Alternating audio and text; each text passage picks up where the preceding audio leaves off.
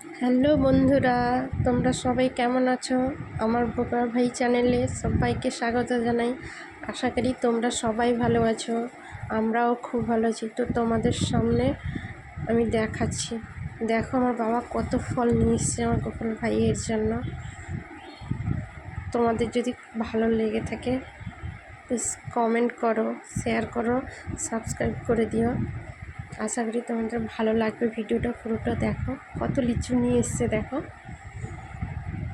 দারুণ লাগছে। অনেক ফল নিয়ে এসছে বাবা আজকে।